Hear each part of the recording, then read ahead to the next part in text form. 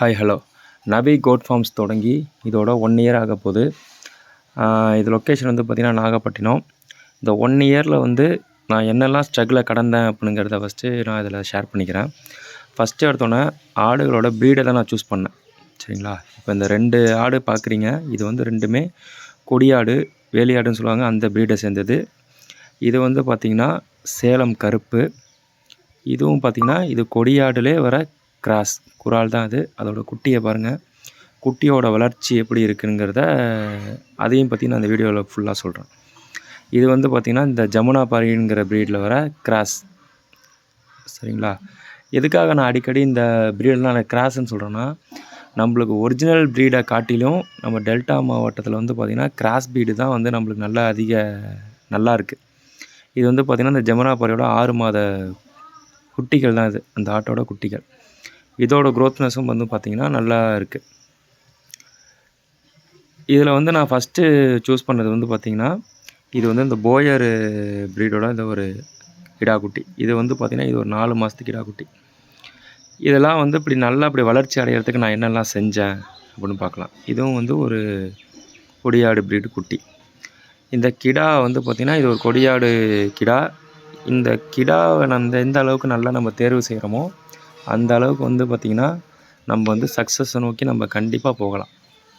நான் வச்சுருக்க ப்ரீடு ஃபஸ்ட்லேருந்து சொன்ன ப்ரீடு எல்லாத்தையுமே நான் இந்த கொடியாடை வச்சு தான் நான் கிராஸ் பண்ணியிருக்கேன். சரிங்களா? இதில் வந்து என்கிட்ட போயர் கிராஸும் இருக்குது. இதை அடுத்தடுத்த லாஸ்ட்டாக அதை காட்டியிருப்பேன். அப்போ அதை பார்த்துக்கலாம்.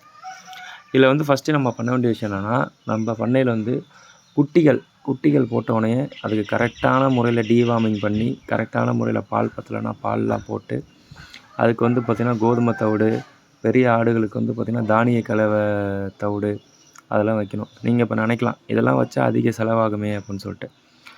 அதெல்லாம் அதிக செலவாகாது. ஒரு மூட்டை வந்து நான் வந்து மாதத்துக்கு 1400 ரூபாய்க்கு ஒரு மூட்டை வாங்குவேன். அது வந்து பார்த்திங்கன்னா 3லேருந்து 4 மாதம் வரைக்கும் வரும். தொடர்ந்து எல்லாத்துக்கும் கொண்டு போய் வைக்க மாட்டேன். ஒரு ஆட்டுக்கு ஒரு 100 கிராம். ஒரு ஆட்டுக்கு 100 கிராமுங்கிற இதில் வந்து மொத்த ஆடுகளுக்கே வந்து பார்த்திங்கன்னா ஒரு 1/2 கிலோ தான் எடுப்பேன். அதை எடுத்து மொத்தமாக ஒரு ட்ரேயில் வச்சுருவேன். அதுக்கு தேவையானதை அதை சாப்பிட்டுக்குங்க. இந்த ப்ரீடு வந்து பார்த்திங்கன்னா இந்த போயரோட கிராஸ் இது. இது கூட நம்ம கொடியாட்டு கிடா கிராஸ் பண்ணும்போது பார்த்திங்கன்னா, இப்போ அந்த ஃப்ரண்ட்டில் என்ன குட்டிங்கள் 2 பார்த்துருப்பீங்க, சின்ன குட்டிங்கள். அதுலேயே வந்து பார்த்திங்கன்னா போயர் ப்ளஸ்ஸு கொடியாடு கிராஸ் வந்து ஒரு புதுவிதமான ஒரு அதிக வெயிட் கெயின் உள்ள ஒரு குட்டி நம்மளுக்கு வந்து கிடைக்கிது. சீக்கிரமாக வளர்ந்துருது. இப்போ இதில் பார்க்குறீங்களா, இதெல்லாம் 2 மாதத்து. இந்த சின்ன குட்டி வந்து 1 மாதத்து குட்டி. இதெல்லாம் 2 மாதத்து குட்டி தான்.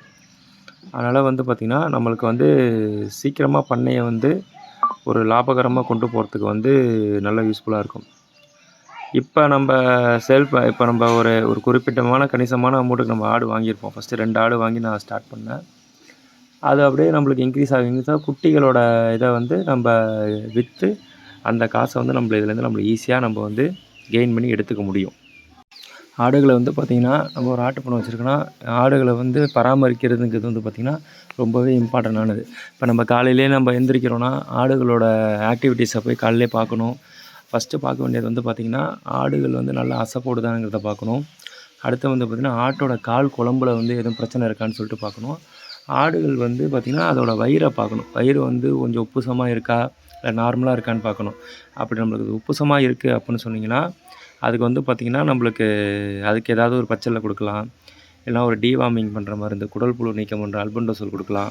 அல்பெண்டசோல்லாம் கொடுத்திங்கன்னா அந்த வயிறு உடஞ்சி உங்களுக்கு வந்து ஆடு சாப்பிட்றத வந்து அந்த குடல் புழுக்கள் சாப்பிடாம ஆடுகளுக்கு வந்து டைரெக்டாக போகிறதுனால ஆடுகள் வந்து பார்த்திங்கன்னா நல்ல ஆரோக்கியமான வளர்ச்சிகளில் இருக்கும். நான் அது காலையிலே எந்திரிச்சு ஒரு 6 மணிக்கெலாம் நான் அந்த ஆடுகளை வந்து நான் பார்த்துருவேன். பார்த்துட்டு அதுக்கு தேவையான ஃபீட்லாம் கொடுக்கும்போது என்ன ஆகும், அதுங்க வந்து நல்லா சாப்பிட்டு நல்லா ஆரோக்கியமாக இருக்கும். தண்ணியும் வந்து பார்த்திங்கன்னா ரொம்ப ரொம்ப மஸ்ட்டு. தண்ணி வந்து சில ஆடுகள் வந்து குடிக்கலைன்னா, வெறும் பச்சை தண்ணி வாங்குறோன்னா அதில் வந்து இந்த கோதுமை தவிட அப்படியே மேலே தூவி விட்டோன்னா ஆடுகள் எல்லாமே நல்லா விரும்பி சாப்பிடக்கூடியது. இது வந்து பார்த்திங்கன்னா ஒரு ஆடை நம்ம வளர்க்குறோன்னா 6 மாதத்துக்கு ஒரு குட்டி போட்டுரும். 6 மாதத்துக்கு ஒரு குட்டி போட்டதுன்னா வருஷத்துக்கு 2 குட்டி, மொத்தம் 4 குட்டி வந்து நம்மளுக்கு கெயின் வரும். 4 குட்டியில் வந்து நீங்கள் ஒரு 3 குட்டியை நீங்கள் எப்படியாச்சும் நம்ம காப்பாற்றிட்டோம்னு சொன்னால் அது வந்து நம்மளுக்கு லாபம். இது மாதிரி நம்ம ஒரு ஆட்டுப்பண்ணையை ஸ்டார்ட் பண்ணி லாபகரமாக நம்ம கொண்டு போனோம்னா கம்பல்சரி இதில் வந்து லாபம் இருக்கும். இப்போ இதில் வந்து பார்த்திங்கன்னா நகரப்புறங்கள்லேயும் சரி கிராமப்புறங்கள்லையும் சரி வளர்க்கணுங்கிற ஆசை இருக்கும். ஃபஸ்ட்டு ஒரே ஒரு ஆடு வாங்கி கற்றுக்கங்க முதல்ல. இந்த ஆடு என்னெல்லாம் செய்யுதுங்கிறத கற்றுக்கிட்டிங்கன்னா அதுக்கான ப்ரிகாஷன் நம்ம வந்து எடுக்கிறோன்னா கண்டிப்பாக அது சக்ஸஸ் ஆகும். நம்ம சேனலில் போய் சர்ச் பண்ணி பாருங்கள், நிறைய யூஸ்ஃபுல் வீடியோஸ் இருக்குது. தேங்க்யூ.